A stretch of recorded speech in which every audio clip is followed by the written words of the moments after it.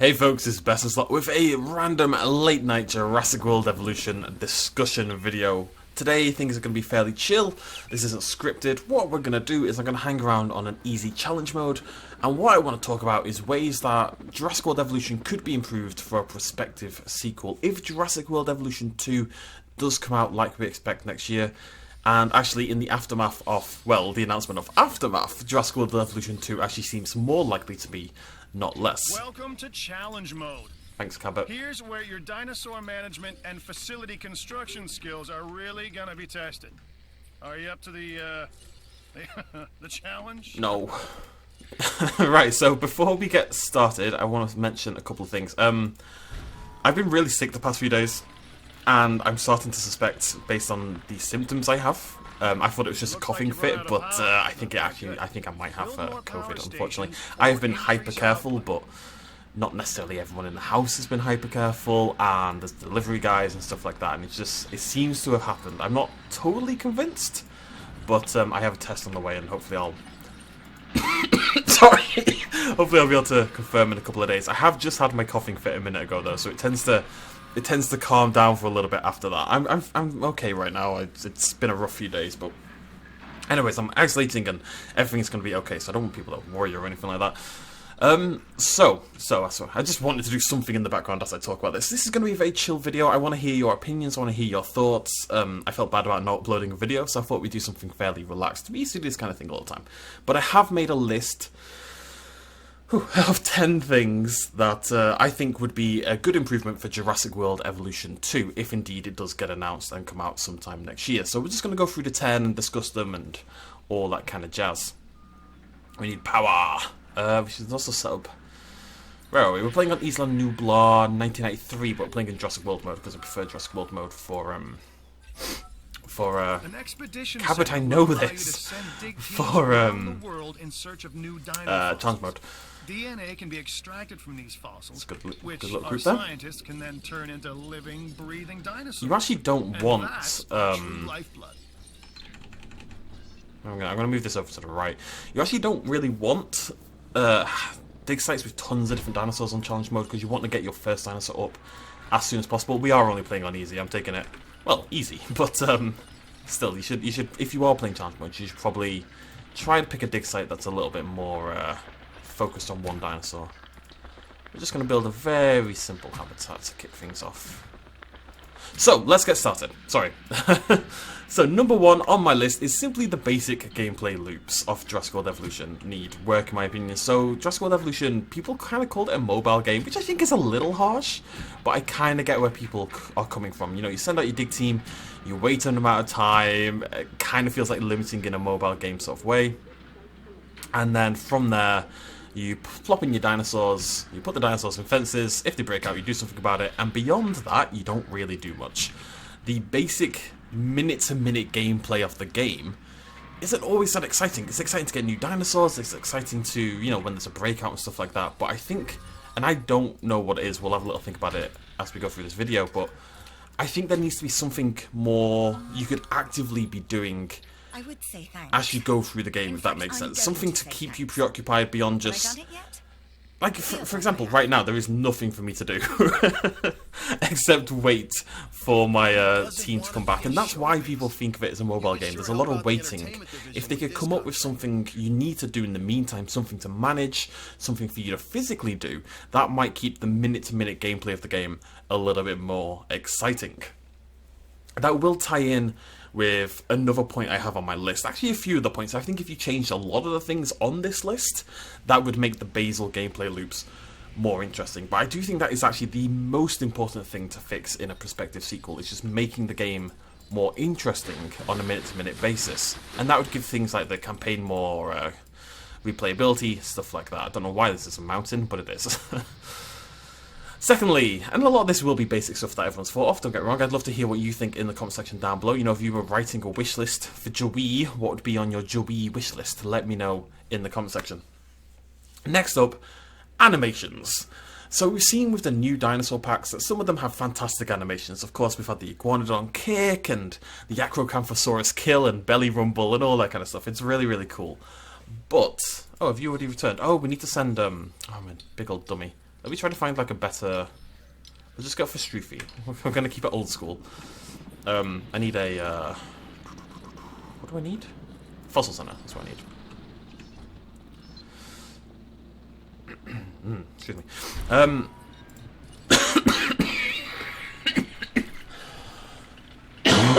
going to try to... Oh, dizzy.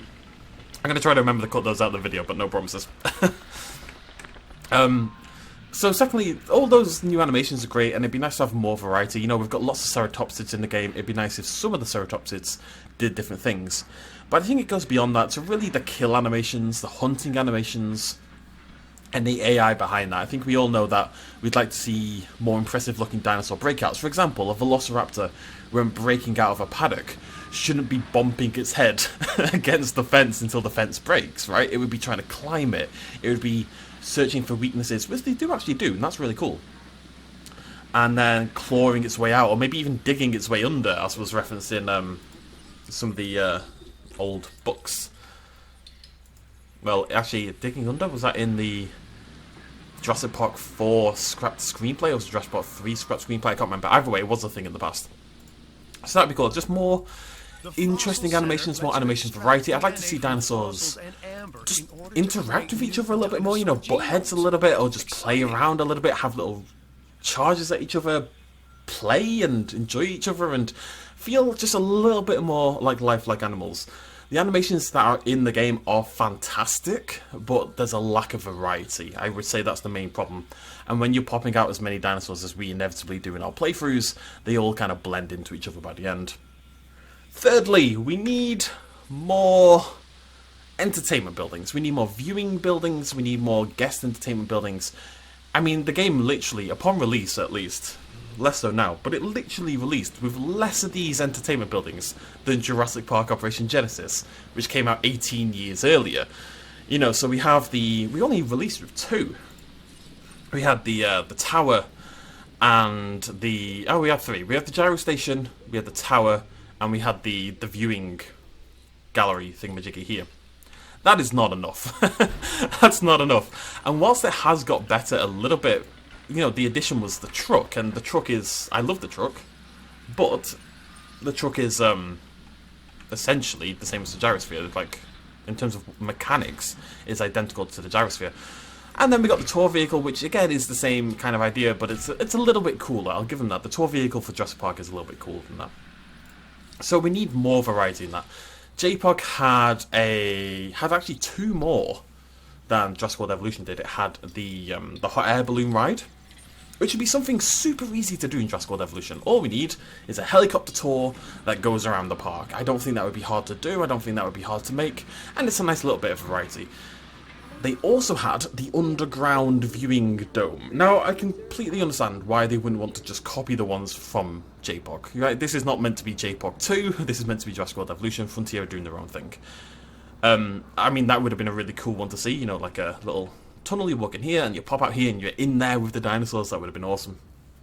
But even if you don't want to do that, the lack of them in general, if you know, there needs to be new ones. There needs to be some variety. I think one we'd all like to see is like a river rapids or kayak tour, kind of like seen in Camp Cretaceous, but was referenced all the way back in the original Jurassic Park novel. There's a whole scene where they go down the river on the boat kayak thingamajiggy, and they get attacked by a T-Rex. Spoilers for a 30-year-old book there, sorry. So that'd be really cool to see as well. How are we doing on Stroofy? Let's have a little look. 34%, sweet. Not really much for me to do in the meantime. I guess because we've got tons of money. Yeah, we do have tons of money. I'm playing on easy. I've got to remember I'm loaded. Usually you'd be hyper careful because, you know, you just can't spend money on Jurassic Challenge mode. But on easy mode, yeah, we can be chill. We can be chill. So, I'd like to see more variety in that. I'd like to see river tours. I'd like to see helicopter tours. Maybe roller coaster, you know, the bone coaster, the bone ripper, whatever it's called. There's a bone-based roller coaster in the Jurassic Park franchise. The addition of the aviary was pretty cool. It would have been cool to see that integrated a little bit more. Stuff like that, like mini exhibits as well. I haven't really gone into that, but that would be nice as well. You know, we've seen in the Prehistoric Kingdom trailer, they've got like a mini aviary building for the Microraptor. Little things like that to make the parks more interesting.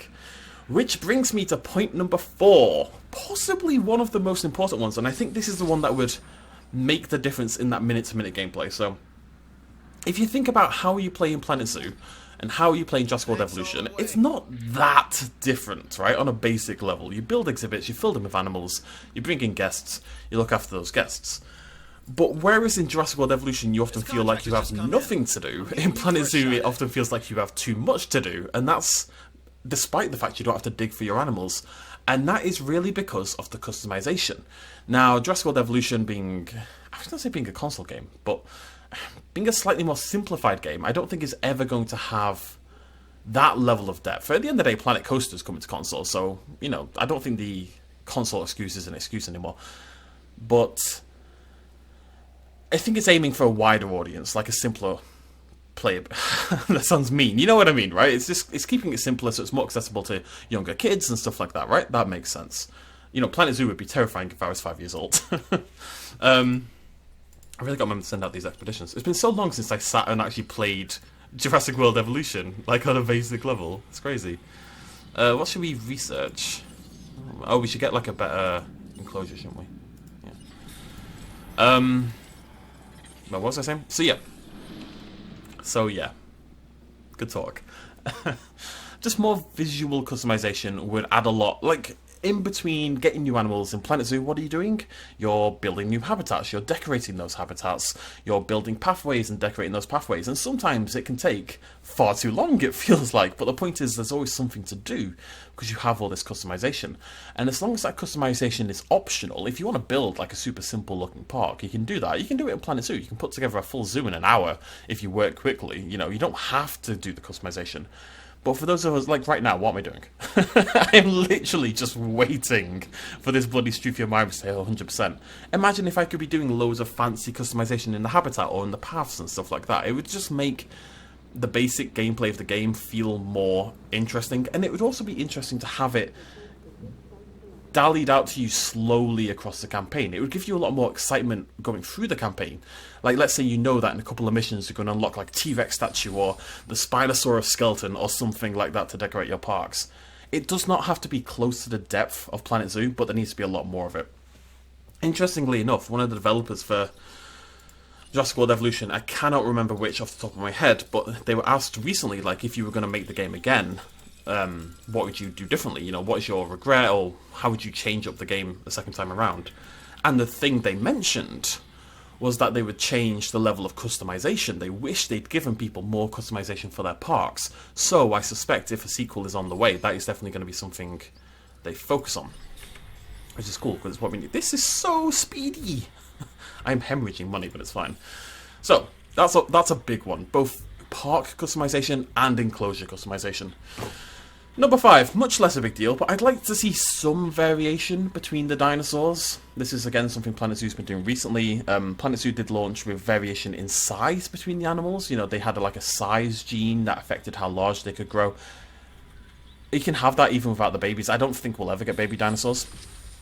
But you can still do the size gene thing without baby dinosaurs. All you do is every dinosaur gets hatched and has a random value between 90 to 100%, and that, or 90 to 110%, 100% being default size, 90% being a bit smaller, 110%, you'd maybe stretch it a bit further, and you'd get yourself some variation in dinosaurs. Now the problem comes because the dinosaurs fight a lot more than the Planet Zoo animals do, which means you get problems in clipping and stuff like that, but given that's already a massive problem in the game anyway, I think it would be a small price to pay, quite frankly. I'm going to pop out a Strufy, I'm bored. Let's get a couple of nearly dead Strufys, and then we'll wait for them to 100%. I'll do some research in the meantime. What are we going to do? Sure, why not? Not that I ever put down those things. Right, we need to... God, this is a mess of a park design, isn't it? Right, we need a little guest section. What do I use? I need clothes shop.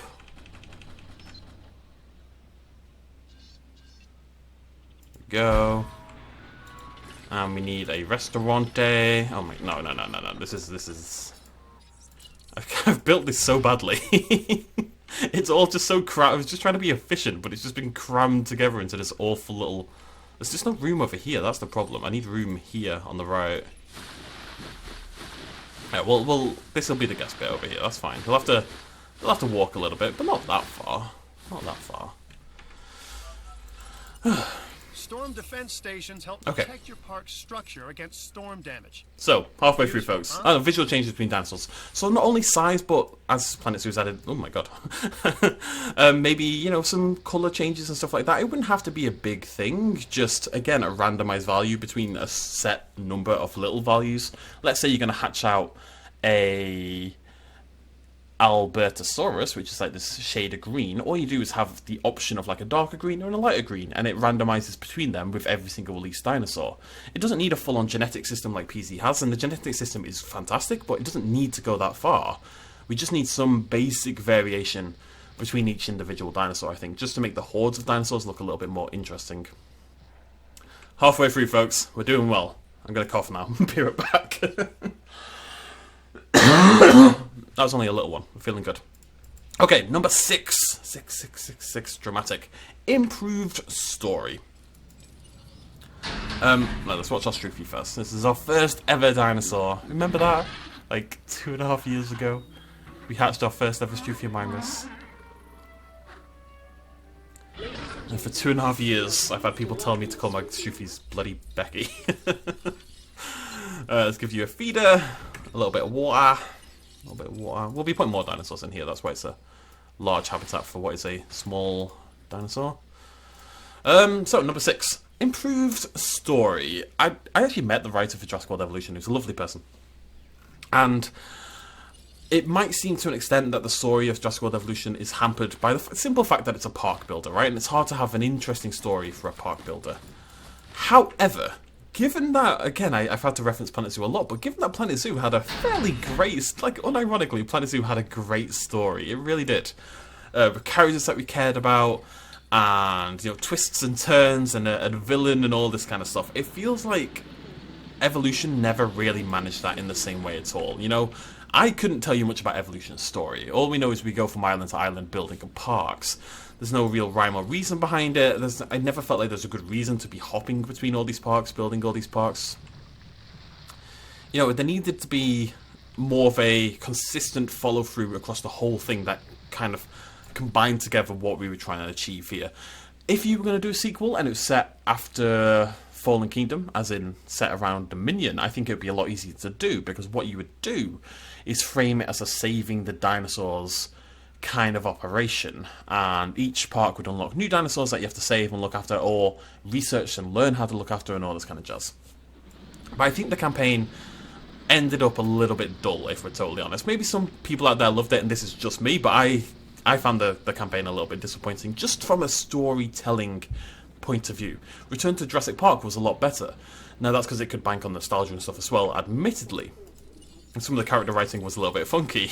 Who was it who was really angry all the time? Was it Alan Grant who turned evil randomly? But, I'm in trouble here, aren't I? We're good. No. But yeah, it'd be nice to see a little bit more excitement in the storytelling as well. Let's get some research on the go. No, I don't want fossils, because we don't want to add any dinosaurs quite yet. Let's just get some genes. Genes are cool. Blue jeans and bloody tears. Anyways, I'm going to do a little more about the straight lines today for God knows what reason. Okay, so we need a clothes shop. What do you want about terrain constraints for? Are you talking absolute nonsense? It is... I mean, no, come on. There you go. We happy now?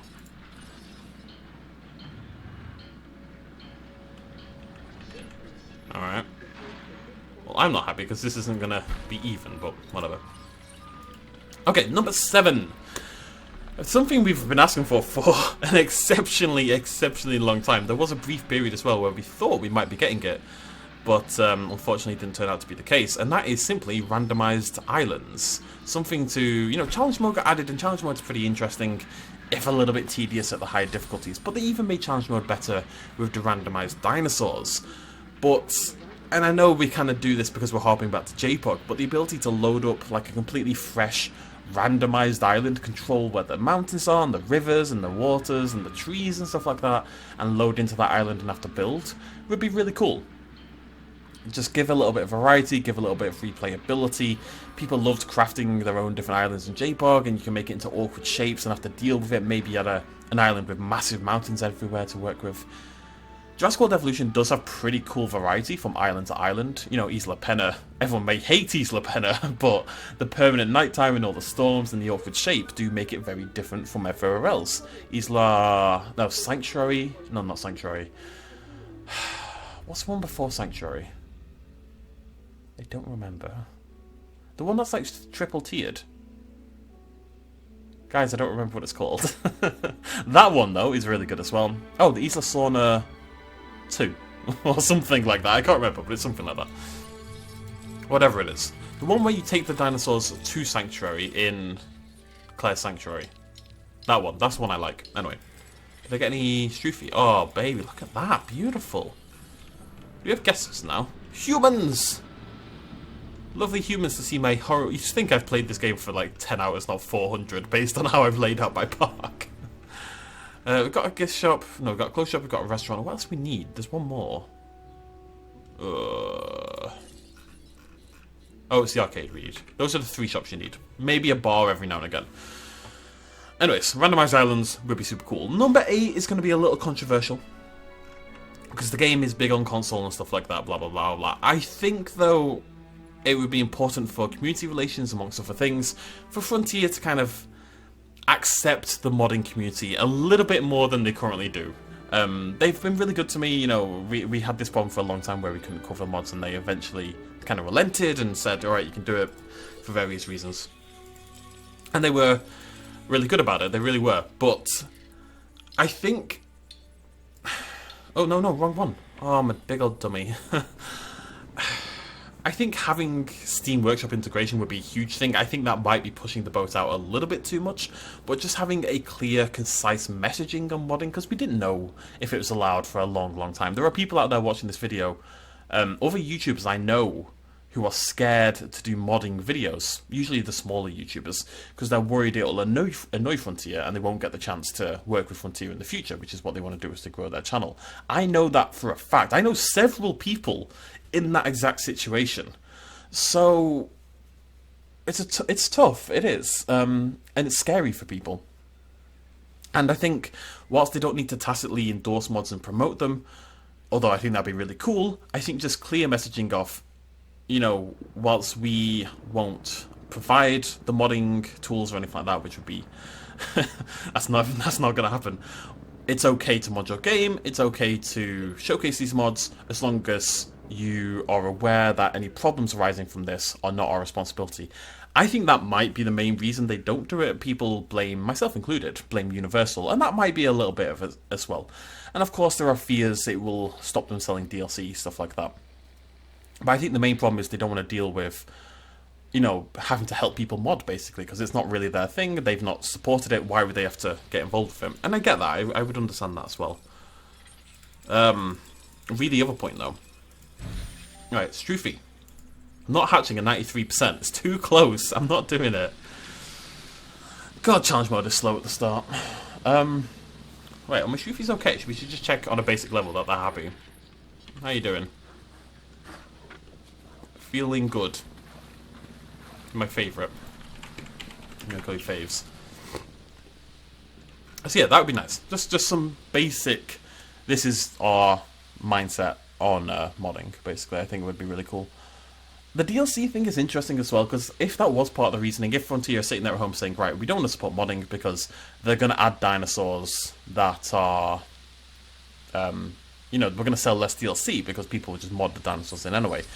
Not only is the modding community really good about shutting down people who try to add DLC content as mods, you know, people don't stand for it at all, but in the nicest way possible, Jurassic World Evolution is still alive today because of mods. It is. That is just, from my perspective, that's a fact.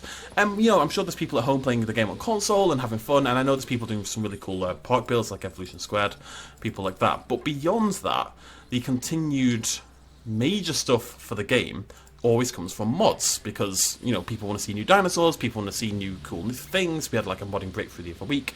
It keeps the game interesting, because at the end of the day, the game's not been updated now for 10 months.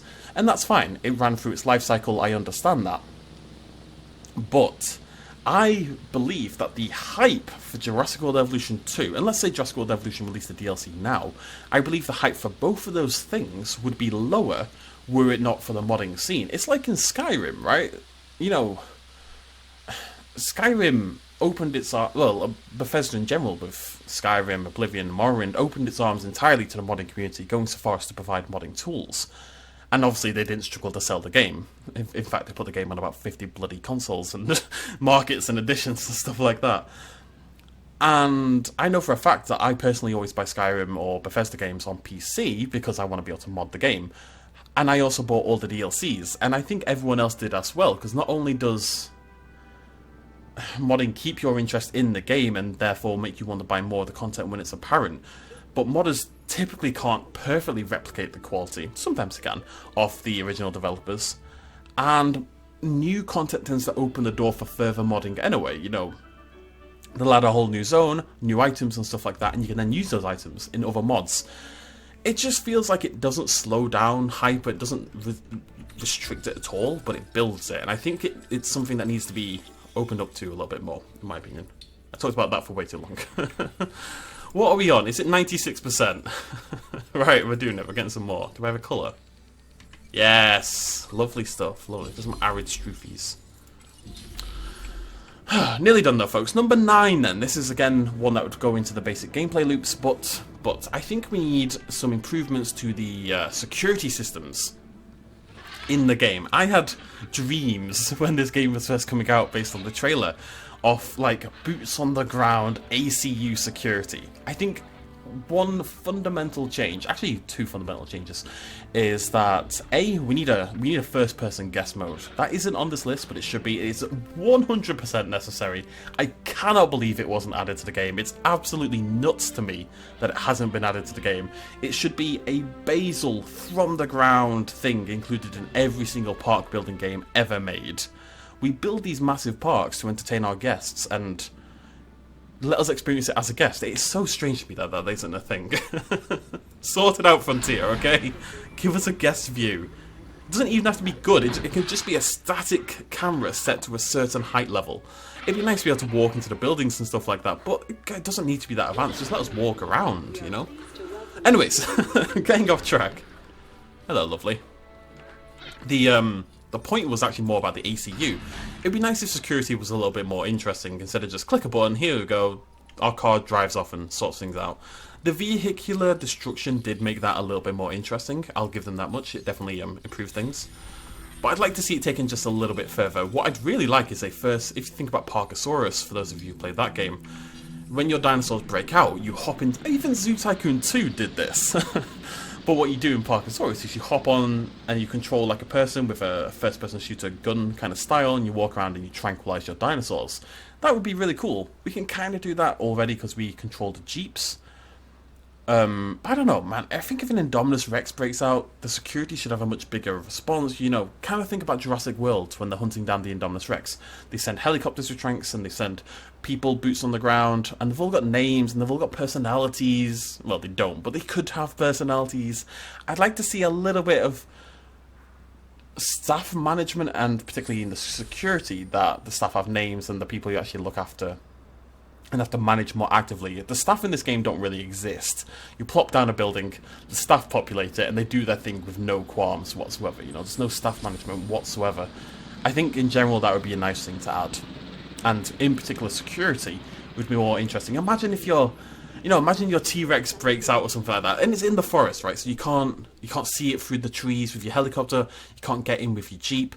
Having different areas of the park that are harder to access depending on the methodology of your transport. That's a really nerdy way to just say, depending on how you want to get there. But so let's say it's in the trees, it's hard to get to by anything other than foot, or maybe it's on like a big, large open plain, so helicopter and jeep are more appropriate. That would be really cool. But imagine walking into the forest at night time in first person, trying to hunt down this T-Rex. That'd be really, really cool. It would make breakouts much more interesting. That's a little bit pie in the sky. That's the most unrealistic thing I've asked for today, I'll admit, but it would be cool. Final thing, I actually struggled with number 10, I'll admit. And if this sounds at all like I'm ragging on Joey, I'm not. You know, I love this game. I have put 400 hours in this game. This game is my life, essentially. But, I wonder if we can get another colour. Can we get 3? Oh. I'm gonna make a Triceratops. Oh, I'm Triceratops. Okay. I struggled with number 10. I don't quite understand what I've written for number 10. It's a campaign variation. I think Jurassic World Evolution is not a game that you'll play the campaign twice. I tried to play the campaign for a second time. We did a playthrough of it last year, and I was so bored. And I don't want to sound mean by saying that, but there is nothing to make you go back to the... Oh, no. Oh, no. Okay, let's get... Oh, there's lots of things to do here. Okay, we need to research the disease... Oh, no, we don't. We've got the common cold. So we actually need as a ranger team. Oh my gosh, you got a sick dinosaur on your hands. Gosh. It's time to treat it. Or what comes next, that's going to be on your hands as well. We got power, rat power as well. Oh god, everything's gone wrong. Power, it'll be fine. It's going to be fine. Don't worry about it. See, just more reasons to go back and play the campaign would be really nice as well. Maybe things could be played out. I mean, it'd be hard to do on the current campaign, but I'd just like to see something that changes up from mission to mission. Something to make the campaign on a basic level feel more interesting. Because what you do in the campaign, you go in, you build a park, a couple of bad things happen, maybe there's some breakouts. You get enough score, and you move on to the next island. And you do it again on every single island. You go through and you do missions that are largely the same. And that, again, that's the... One of the problems with the basic gameplay loops is that all of the missions in the game basically are about containing dinosaurs that are rampaging for no apparent bloody reason. Even if you look after them perfectly, they'll break out for the missions, which is really annoying as well. But because there's a lack of variety in the basic gameplay, it's very hard for them to do anything other than that. So that's something that could be fixed up as well. By adding more variety to the game on a basic level, you can therefore make the campaign much more interesting as well. Oh, I forgot about Mammoth Cube. I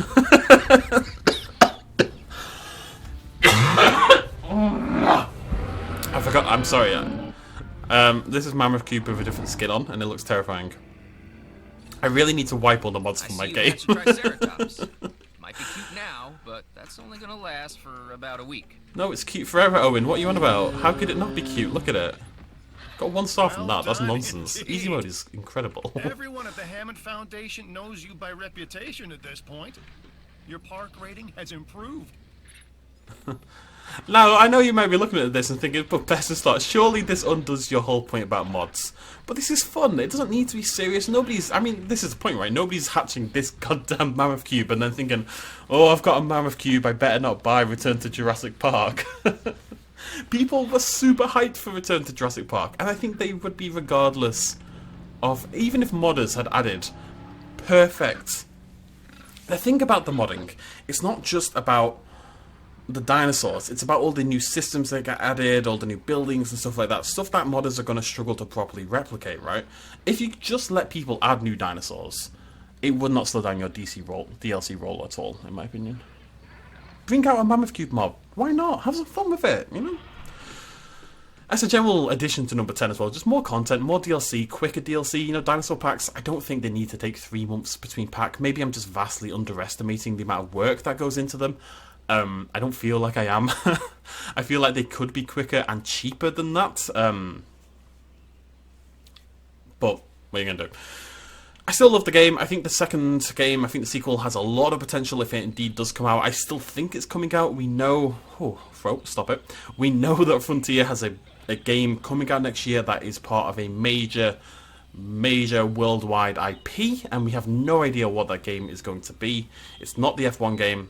They're making a Formula 1 game, by the way. They're also making a Warhammer game, by the way. Frontier are making thousands of games right now, but both of those are after 2021. I believe it's 2022 for Warhammer, 2023 for F1, or vice versa. Either way, the point is we don't know what that major IP game is for next year. So, I still think it's Jurassic World Evolution 2. Hopefully, we see some of this stuff come to fruition. If you have any other ideas, anything else you would like to see in that sequel, please do let me know in the comment section down below. I'd really be interested to hear all your thoughts and opinions about this, and you know, which of this list do you agree with? What have I said tonight that would be like your main thing to be added to the game as well? All that kind of jazz.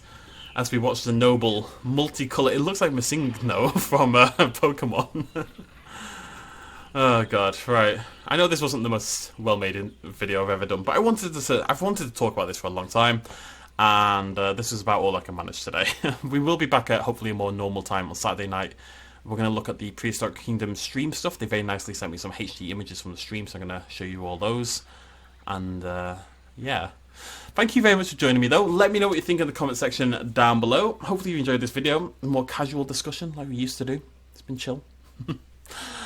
And thank you for watching all the videos. I know content's been light on the ground. I've not been feeling well for a while, but the last few days has hit me hard as well, so I'm trying. Took a little break last week and stuff like that, so hopefully we can get back to normal soonish, but we'll see what happens. But thank you for the support in the meantime anyway, all the comments and the likes and stuff like that. Always goes a long way. I'll see you lovely folks next time. Cheers much love as always. Bye bye.